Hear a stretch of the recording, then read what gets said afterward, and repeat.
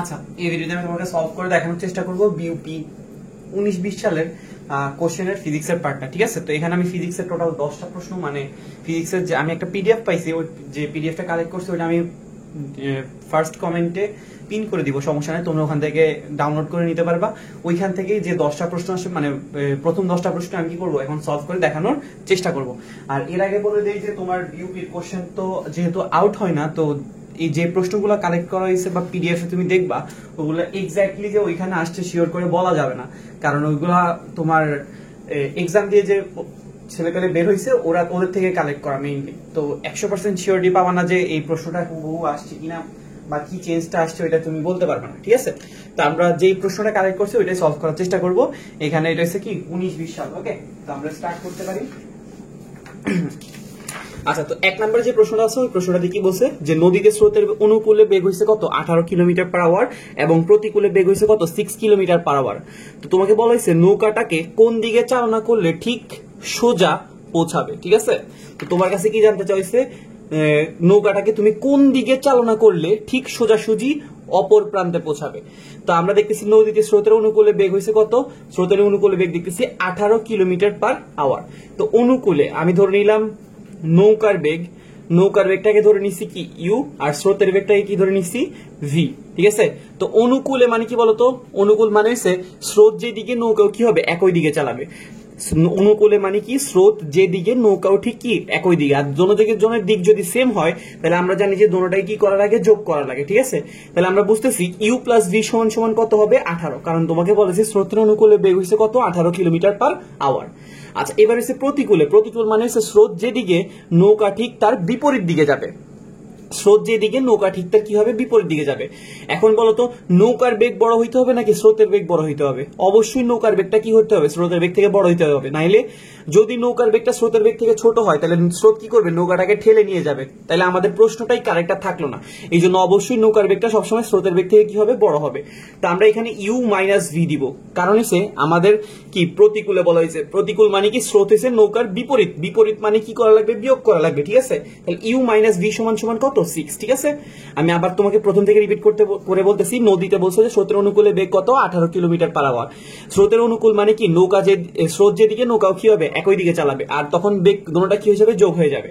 আর প্রতিকূলে মানে কি স্রোত যেদিকে নৌকা ঠিক তার বিপরীত দিকে, তাহলে আমার এখানে কি করা লাগবে, বিয়োগ করা লাগবে। অবশ্যই নৌকা থেকে স্রোতকে বিয়োগ করা লাগবে। আচ্ছা, তাহলে আমরা এখানে দুইটা ইকুয়েশন পাইছি, দুটোটাকে আমরা সলভ করতে পারি। সলভ করলে নৌকার বেগ আর স্রোতের বেগ দুটোটার মান কি হয়ে যাবে, বের হয়ে যাবে। তো দুইটা ইকুয়েশনকে আমরা যদি যোগ করি তাহলে এখানে ইউ আছে যোগ করলে আসবে 2u, আর এখানে প্লাস ভি আছে এখানে মাইনাস ভি আছে, এটা কি হয়ে যাবে, যোগ করলে কাটাকাটি যাবে। 18 আর 6 যোগ করলে কত আসে 24, তাহলে ইউ এর মান কত দাঁড়াইতেছে 12। ঠিক আছে, তাহলে আমরা এখান থেকে নৌকার বেগটা কত পাই গেছি 12 কিলোমিটার পার আওয়ার। এখন আমরা কি করব, স্রোতের বেগটাকে খুঁজবো। তা আমরা এখানে দেখতেছি ইউ প্লাস ভি সমান সমান কত 18, ইউ এর মান আমরা পাই গেছি কত 12, তাহলে 12 প্লাস ভি সমান সমান কত দাঁড়াইলো 18, তাহলে ভি এর মান কত দাঁড়াইছে 6। তার মানে আমরা স্রোতের বেগও কত পাই গেছি 6। ঠিক আছে, তাহলে নৌকার বেগও পাই গেছি, স্রোতের বেগও পাই গেছি। ওকে, তো তোমার কাছে এখন প্রশ্ন বলছে নৌকাটাকে ঠিক কোন দিকে চালনা করলে সোজাসুজি অপর প্রান্তে পৌঁছাবে। তো এটা হইছে আমাদের স্রোতের বেগ, যে স্রোতের বেগটা হইছে কত 6, আর নৌকার বেগ হয়েছে কত 12। তা আমরা জানি যে সোজাসুজি যদি পৌঁছাইতে হয় তাহলে নৌকাটাকে কিন্তু সোজাসুজি চালালে হবে না, এটাকে কি করতে হবে, একটু বাঁকা করে চালাইতে হবে। তো তোমাকে এখানে কত গুণে চালাইতে বলছে ওইটা তোমার কাছে প্রশ্নে জানতে চাওয়া হয়েছে। তো তোমরা যারা এটা থিওরিটা পারো না, নদী নৌকার অ্যাডমিশন সিরিজের ফিজিক্সের প্লেলিস্টটা যদি তুমি চেক করো, ওখানে নদী নৌকার কনসেপ্টের ভিডিও দেওয়া আছে, তুমি এটা দেখলেই পারবা। এখানে দেখো স্রোতের বেগ থেকে যখন নৌকার বেগ ডাবল হবে তখন এই আলফার মানটা সবসময় কত ডিগ্রি আসবে, 120 ডিগ্রি আসবে। ঠিক আছে, এটা সলভ করার বই আমি আর দেখাইলাম না, কারণ এটা এমসিকিউ, রিটেনে দেখাইলে দেখাইতে পারতাম। ঠিক আছে, বললাম যে কি স্রোতের বেগের চেয়ে নৌকার বেগ যখনই ডাবল হবে তখন এই মধ্যবর্তী কোণের মানটা কত হবে, 120 ডিগ্রি হবে সোজাসুজি পার হওয়ার জন্য। যদি এটা 10 হইতো এবং এটা 20 হইতো তখন আলফার মানটা কত হইতো 120, কারণ 10 আর 20 হচ্ছে কি একটা ডাবল। ওকে, তাহলে আমরা বুঝলাম যে স্রোতের বেগের ডাবল যদি নৌকার বেগ হয় তাহলে সোজাসুজি পার হওয়ার জন্য কত কোণে নৌকা চালাতে হবে, 120 ডিগ্রি কোণে। ওকে, আচ্ছা, এরপরে হচ্ছে কি এটা কিন্তু খুব কমন প্রশ্ন, এই জন্য আমি তোমাকে এটা একটু বেশি টাইম নিয়ে ধরে করাইছি। আচ্ছা, তোমার এখানে কি বলেছে, একটা বস্তুকে সোজা 19.6 মিটার পার সেকেন্ড বেগে উপরের দিকে নিক্ষেপ করা হলো, সর্বোচ্চ কত উচ্চতায় পৌঁছাবে। ঠিক আছে, একটা বস্তুকে তুমি কি করছো 19.6 মিটার পার সেকেন্ড বেগে সোজা উপরের দিকে কি করছো নিক্ষেপ করা হয়েছে। তোমাকে জানতে চাইছে সর্বোচ্চ কত উচ্চতায় উঠবে। একটা বস্তুকে তুমি এমনি করে নিক্ষেপ করে দিছো, কত যে বেগে নিক্ষেপ করছো সেটা হচ্ছে আদি বেগ কত 19.6 মিটার পার সেকেন্ড। ঠিক আছে, তোমার কাছে জানতে চাইছে সর্বোচ্চ কত উচ্চতায় উঠবে। তো সর্বোচ্চ উচ্চতা এটাকে আমরা কি দ্বারা প্রকাশ করি, এইচ, বড় হাতের এইচ দ্বারা। এটা বের করার সূত্র কি ছিল, ইউ² ডিভাইডেড বাই 2g। এটার আমি প্রমাণ দেখাবো না, এটা কিন্তু এখান থেকে প্রমাণটা আসছে। আমি বলে দিচ্ছি v² সমান সমান u² প্লাস 2gh, এটা আমরা সবাই দেখছি। ঠিক আছে না? এখন যেহেতু নিচ থেকে উপরের দিকে মারতেছে তখন এখানে প্লাস 2gh এর জায়গায় কি হবে, মাইনাস 2gh। ওকে, আর আমরা জানি যে সর্বোচ্চ উচ্চতায় যখন যাবে তখন শেষ বেগ কত হয়ে যাবে, 0। তাহলে শেষ বেগ যদি 0 হয় তাহলে u² মাইনাস 2gh, তাহলে u² সমান সমান 2gh, তাহলে h সমান সমান কি দাঁড়াইতেছে, u² বাই 2g। প্রমাণ কিন্তু দেখানো হয়ে গেছে। তাহলে সর্বোচ্চ উচ্চতা বের করার সূত্র কি, u² বাই 2g। আদি বেগ তোমাকে বলে দিছে কত, 19.6। 19.6 এর উপর একটা কি দাঁড়াবে, স্কয়ার। ওকে, আর 2 ইন্টু জি এর মান আমরা জানি যে কত আসে, 9.8। তাহলে 19.6 স্কয়ার। আবার কিন্তু বিউপিতে ক্যালকুলেটর নাই, তাহলে আমি ক্যালকুলেটর ছাড়াই সলভ করব। তাহলে 19.6 স্কয়ার মানে কি বলতো, 19.6 গুণ 19.6, আর নিচে আসতেছে কত, 2 গুণ 9.8। আচ্ছা, এখানে 19.6 যে স্কয়ারটা আছে এটাকে আমরা লিখতে পারি 19.6 ইন্টু 19.6, আর নিচে যে 2 ইন্টু 9.8 আছে, এখানে যে 9.8 আছে, 9.8 আর 19.6 কি করা যায়, কাটাকাটি করা যায়। ঠিক আছে, এটা ডাবল হইছে এটা, তাহলে কাটাকাটি করলে কত আসবে, 2, আর এটা 2 আর এটা 2 কাটাকাটি করলে চলে যাবে, তাহলে অবশিষ্ট থাকতেছে কত, 19.6। তার মানে সর্বোচ্চ কতটুকু উচ্চতা উঠতে পারবে, 19.6 মিটার পর্যন্ত। ঠিক আছে, তাহলে আমরা আনসার পেয়ে গেছি কত, সর্বোচ্চ কতটুকু উচ্চতা উঠতে পারবে, 19.6 মিটার। ওকে, এটা 2 নম্বরের আনসার।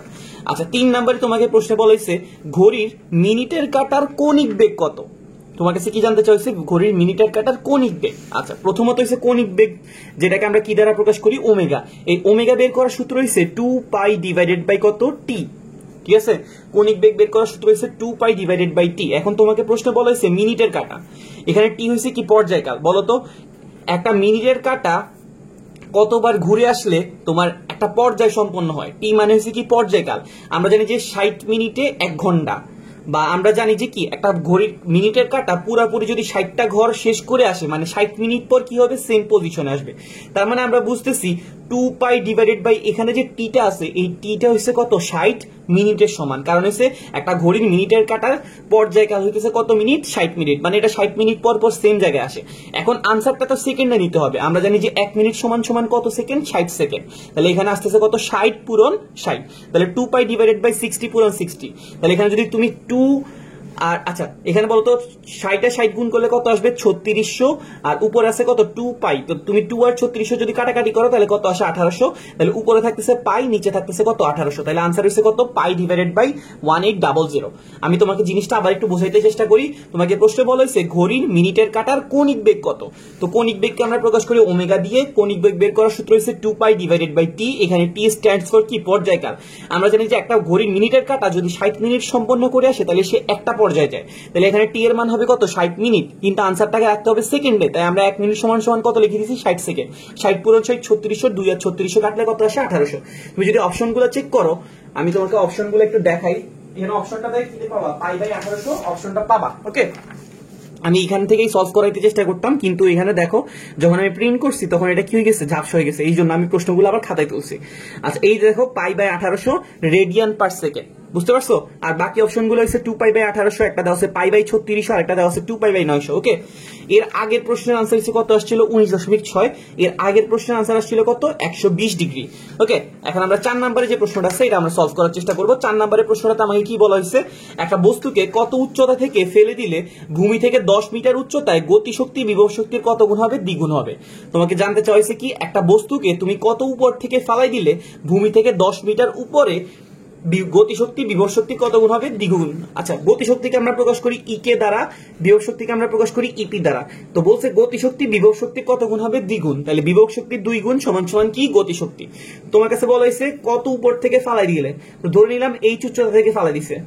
আর তোমাকে বলা হয়েছে কত উচ্চতায় গতিশক্তি বিভব শক্তির দ্বিগুণ। তোমাকে বলছে যে ভূমি থেকে, এই যে দেখো ভূমি থেকে 10 মিটার উপরে, তার মানে আমরা বুঝতেছি ভূমি থেকে উচ্চতাটা কত হবে, 10 মিটার। যদি ভূমি থেকে উচ্চতাটা 10 মিটার হয় তাহলে উপরের বা বিল্ডিং এর উপর থেকে উচ্চতাটা কতটুকু হবে, যেহেতু আমরা পুরো টোটাল উচ্চতাটাকে ধরে নিছি h, তাহলে উপরের পার্টের উচ্চতাটা হবে কতটুকু, h মাইনাস 10। বুঝতে পারছি জিনিসটা? আমি তোমাকে প্রশ্নটা আবার একটু বোঝানোর চেষ্টা করি। একটা বস্তুকে বলছে কত উচ্চতা থেকে ফালাই দিলে, তো আমি ধরে নিছি কত উচ্চতা, h উচ্চতা থেকে ফালাই দিলে ভূমি থেকে 10 মিটার উপরে গতিশক্তি বিভব শক্তির 2 গুণ। তো ভূমি থেকে 10 মিটার উপরে কি হয়েছে, এই যে পয়েন্ট আছে এই পয়েন্টে গতিশক্তি বিভব শক্তির কত গুণ, দ্বিগুণ। তাহলে ভূমি থেকে যদি 10 মিটার হয় তাহলে উপর থেকে উচ্চতাটা কতটুকু হবে, অবশ্যই h মাইনাস 10। ওকে, আচ্ছা, তো ই কে বের করার সূত্র কি আমরা সবাই জানি, হাফ এম ভি স্কয়ার, মানে গতিশক্তি বের করার সূত্র কি হাফ এম ভি স্কয়ার। আর বিভব শক্তি বের করার সূত্র কি আমরা জানি যে এম জি এইচ। বিভব শক্তি বের করার সূত্র হচ্ছে mgh। এখন উচ্চতা তো দুই রকমের আছে, একটা উচ্চতা দেখতেছি ভূমি থেকে আছে আর একটা উচ্চতা উপর থেকে আছে। এখন আমি কি ভূমি থেকে উচ্চতাটাকে ইউজ করব না উপর থেকে উচ্চতাটাকে ইউজ করব? মনে রাখবা বিভব শক্তির জন্য উচ্চতাটা সবসময় কোথা থেকে ইউজ করা লাগবে, ভূমি থেকে। বিভব শক্তি বের করার জন্য যে উচ্চতাটা ইউজ করবো এটা সবসময় কোথা থেকে ইউজ করা লাগবে, ভূমি থেকে। ওকে, তাহলে আমরা এখানে mgh এর মধ্যে h এর মানটা কত বসাবো, 10। আচ্ছা, এখানে যে হাফ, এখানে দেখো একটা m কি হয়ে যাবে, কাটাকাটি যাবে কা, ভি স্কয়ার সমান সমান আমরা কি বলতে পারি বলতো, ইউ স্কয়ার প্লাস 2gh। এটা কি আমরা সূত্র জানি নাকি জানি না? অবশ্যই জানি। এখন দেখো ইউ এসে কি আদিবেগ, যখন আমরা একটা বস্তুকে ফালাই দিচ্ছিলাম তখন উপর থেকে যখন আমরা ফালাই দিচ্ছি তখন বস্তুটার আদিবেগ কত, 0। তার মানে এইটা চলে যাইতেছে কততে, 0-তে। ওকে, তাহলে অবশিষ্ট রইতেছে এখানে হাফ, এখানে রইতেছে 2। এই 2 আর হাফ কি হয়ে যাবে, কাটাকাটি যাবে। ওকে, আচ্ছা, এবার বলতো এখানেও একটা উচ্চতা দেখতেছি, এখন এই উচ্চতাটা কি আমি ভূমি থেকে নিব না উপর থেকে নিব? মনে রাখবা গতিশক্তির জন্য যে উচ্চতাটা, এই উচ্চতাটা সবসময় কোথা থেকে নিতে হবে, উপর থেকে। ঠিক আছে, উপর থেকে উচ্চতাটা কতটুকু, h মাইনাস 10। তাহলে আমরা এখানে h না দিয়ে কি দেওয়া লাগবে, h মাইনাস 10। ধরতে পারছি জিনিসটা? আমি আবার একটু রিপিট করতেছি, এখানে m আর m কাটাকাটি গেছে গা। ভি স্কয়ার সমান সমান আমরা সূত্র জানি ইউ স্কয়ার প্লাস 2gh।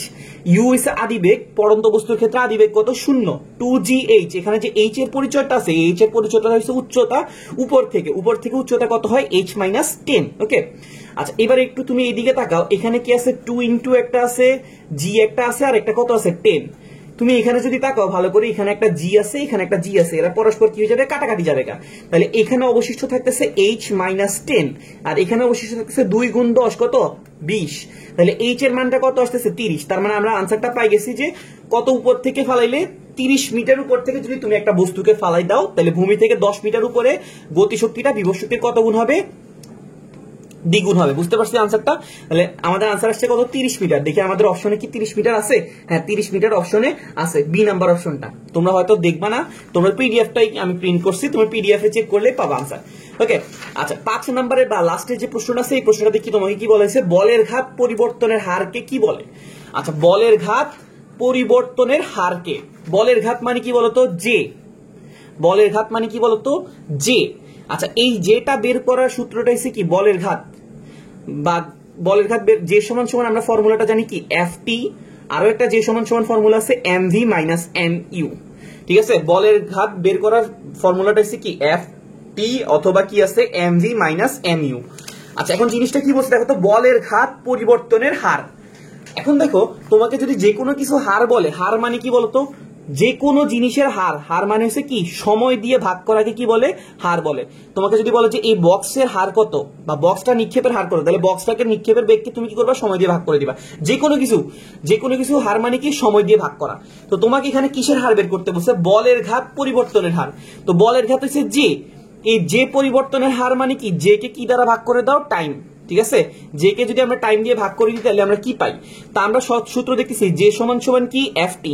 তাহলে আমরা যদি যে কে টি দিয়ে ভাগ করে দিই, এখানেও এফ টি কে তুমি টি দিয়ে ভাগ করবা। ঠিক আছে না, মানে এই পাশে টি দিয়ে ভাগ করলে এই পাশে টি দিয়ে ভাগ করতে হবে, তাহলে টি টি কি হবে, কাটাকাটি যাবে। তাহলে দেখো তো, বলের ঘাত পরিবর্তনের হার সমান সমান আমরা দেখতেছি কত, এফ। তার মানে বলের ঘাত পরিবর্তনের হারকে আমরা কি বলি, বল বলি। ঠিক আছে, বলের ঘাত পরিবর্তনের হারকে কি বলা হয়, বল।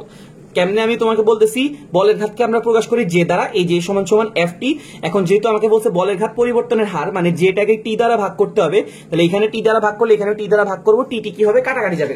তাহলে বলের ঘাত পরিবর্তনের হারকে আমরা কি পাইতেছি, কি বলে, বল বলে। এটা আমাদের বি নাম্বার অপশন আছে। ওকে, আচ্ছা, আশা করি বুঝতে পারছি। এরপরে আমরা 6 নাম্বার প্রশ্নে চলে যাব। 6 নাম্বার প্রশ্নটাতে আমাকে কি বলা হয়েছে একটু চেক করে দেখি। তোমাকে বলা হয়েছে চাঁদের ভর পৃথিবীর ভরের কত অংশ, 1/80 অংশ, এবং ব্যাসার্ধ পৃথিবীর ব্যাসার্ধের 1/4 অংশ। পৃথিবী পৃষ্ঠে অভিকর্ষ ত্বরণ জি যদি 10 মিটার পার সেকেন্ড স্কয়ার হয়, ঠিক আছে, তাহলে চাঁদে অভিকর্ষ ত্বরণের মান কত হবে? ওকে, তো তোমাকে এখানে কিছু কম্পারিজন দেওয়া আছে বা তুলনা দেওয়া আছে।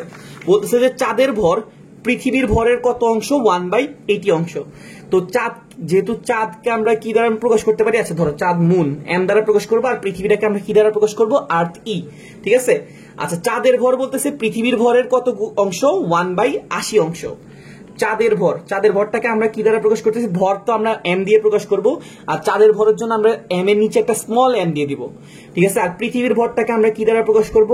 এম ই, মানে পৃথিবীর আর্থের ভর। তো তোমাকে এখানে বলেছে চাঁদের ভর পৃথিবীর ভরের কত অংশ? 1/80 অংশ। তাহলে চাঁদের ভর সমান সমান পৃথিবীর ভর ইন্টু কত? 1/80। এবং ব্যাসার্ধ পৃথিবীর ব্যাসার্ধের কত অংশ? 1/4 অংশ। তাহলে চাঁদের ব্যাসার্ধ পৃথিবীর ব্যাসার্ধের কত অংশ? 1/4 অংশ। দেখো আমাদের কিন্তু এই দুইটা কন্ডিশন আসছে। তোমাকে বলা হয়েছে পৃথিবী পৃষ্ঠে অভিকর্ষ ত্বরণ, তার মানে পৃথিবীতে যে অভিকর্ষ ত্বরণ এটা কত দেওয়া আছে? 10 মিটার পার সেকেন্ড স্কয়ার। তো তোমার কাছে জানতে চাইছে চাঁদে অভিকর্ষ ত্বরণের মান কত, তার মানে চাঁদের মধ্যে তুমি অভিকর্ষ ত্বরণটার মান কত পাবা। তো আমরা অভিকর্ষ ত্বরণ বের করার একটা ফর্মুলা জানি, জি সমান সমান কি বলতো? G m divided by r square. এই জি এর একটা ফর্মুলা জানি কি? জি সমান সমান জি এম ডিভাইডেড বাই কত? আর স্কয়ার। ওকে, এখন এখানে দেখো জি এম আর আর এদের মধ্যে সম্পর্কগুলো একটু খুঁজে দেখো। এই জি আর এম হচ্ছে সমানুপাতিক, আর জি আর আর স্কয়ার হচ্ছে কি? ব্যস্তানুপাতিক। তাইলে আমরা যদি এখানে কি করি, জি যদি আমরা পৃথিবীর কথা চিন্তা করি তাহলে জিই আসবে। ঠিক আছে, আর এই সাইডে কত আসবে বলতো? জিই, আর আমরা এখানে নিচে দ্বারা ভাগ করে দিচ্ছি কত? জি এম সমান সমান এখানে আসবে G M E divided by R E square, আর নিচে আসবে কত? G M M divided by R M square. জিনিসটাকে বুঝতে পারছি? জিই মানে কি? পৃথিবীর অভিকর্ষ ত্বরণ। তো জি বের করার সূত্র কি? G m divided by r square. এখন যদি আমরা পৃথিবীর অভিকর্ষ ত্বরণ, তাই সবার নিচে ই লাগাই দিছি। তো তুমি বলতে পারো ভাই এখানে বড় হাতের জি এর নিচে ই লাগার নাই কেন? কারণ বড় হাতের জি এটা একটা ধ্রুবক রাশি, এটাকে আমরা বলি কি? মহাকর্ষীয় ধ্রুবক। এটার মান সবসময় কি হবে? সেম হবে। তাহলে পৃথিবীর জন্য যদি আমরা অভিকর্ষ ত্বরণ বের করার ফর্মুলা এটা লিখতে পারি, তাহলে চাঁদের জন্য আমরা সেমটা লিখতে পারবো না? অবশ্যই পারবো। ঠিক আছে, তাহলে আমাদের এখানে কি দাঁড়াইতেছে? M E divided by R E square M M divided by R M square. যদি আমরা উল্টাই দেই তাহলে এখানে কি হয় বলতো? M E R M square R E square M M. Okay, তাহলে G E divided by G M সমান সমান M E R M square divided by R E square M M. আচ্ছা এখন দেখো তো আমরা পৃথিবীতে অভিকর্ষ ত্বরণের মান আমরা কত পেয়েছি? 10। এটাকে আমরা বসাই দিলাম। আর চাঁদে অভিকর্ষ ত্বরণের মানটা আমি জানি না, বের করব। ঠিক আছে, এখানে এম এম সমান সমান কত আছে? 1/80 এমই।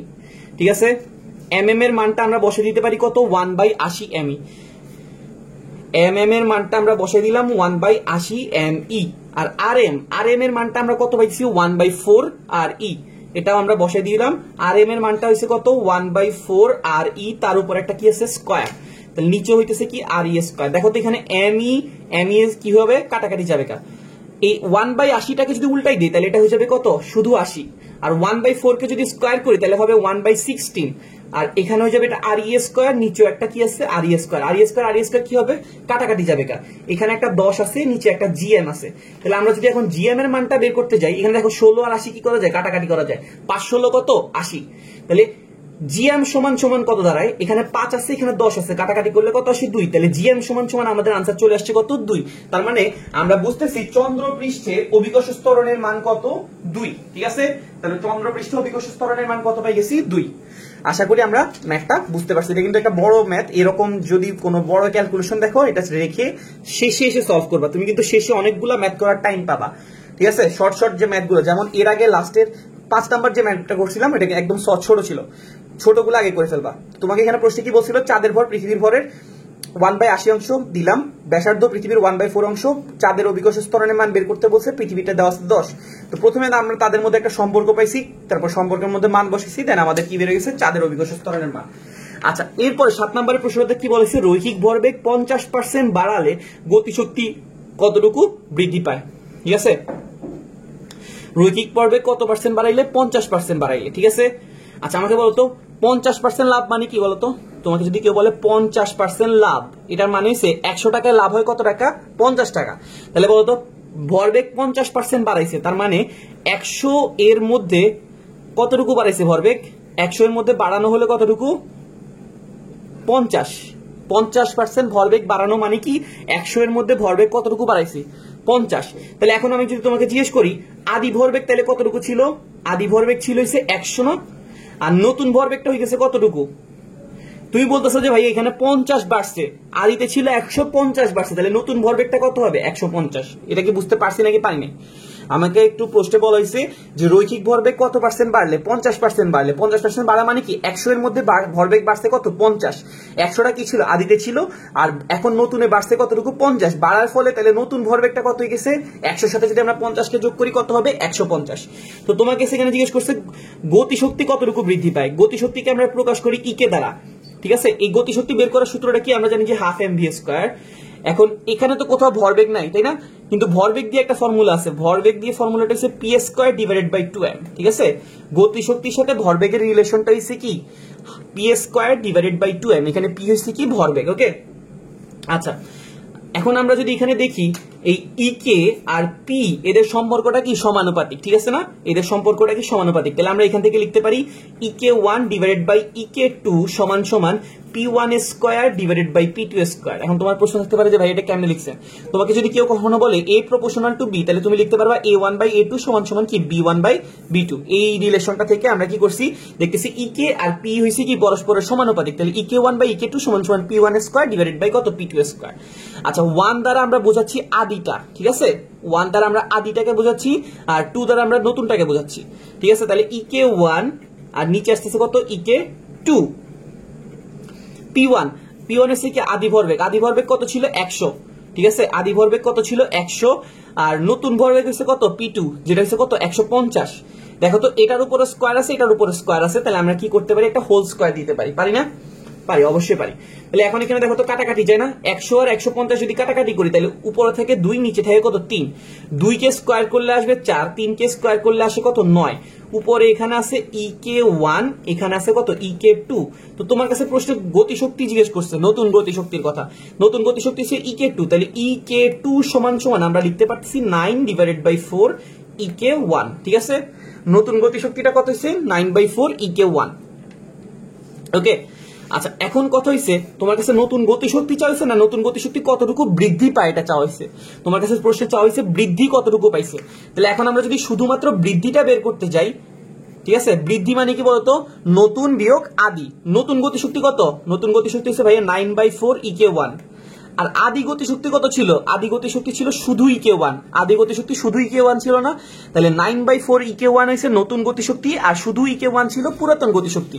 তাহলে এখান থেকে যদি আমরা বিয়োগ করি ই কে 1 কে আমরা কমন নিয়ে ফেললে তাহলে 9/4 মাইনাস 1, এখানে যদি তুমি লসাগু করো তাহলে এখানে আসতেছে কত 5/4, 5 কে যদি 4 দিয়ে ভাগ করা লাগবে না, এখন যেহেতু আনসারটা কত পার্সেন্টেজে দেওয়া ছিল তাহলে আনসারটাকে পার্সেন্টেজ করতে হবে, তাহলে পার্সেন্টেজের জন্য তুমি কত গুণ করে দিবা 100 গুণ করে দিবা, 4 আর 100 যদি কাটাকাটি করো কত আসে 4 25 100, 25 আর 5 গুণ করে দিলে কত আসে 125, তার মানে আনসার হচ্ছে কত পার্সেন্ট বৃদ্ধি পাইতেছে, ভরবেগটা বৃদ্ধি গতিশক্তিটা বৃদ্ধি পাইতেছে কত পার্সেন্ট 125%, ঠিক আছে। এটা একটু মোটামুটি বলা যায় টাফ ম্যাথ দিছে, তোমার একটু টাইম লাগবে যদি তুমি সলভ করতে যাও, মানে আগের গুলো প্র্যাকটিস করে আসলে এরকম ম্যাথ তাহলে তো ইজি, আর যদি একদম নতুন করে থাকো তাহলে এটা একটু কঠিন মনে হবে, জিনিসটা আবার একটু রিভাইন্ড করে দেখবে, আমি আর সময় স্বল্পতার জন্য আর বাড়াইলাম না, ওকে।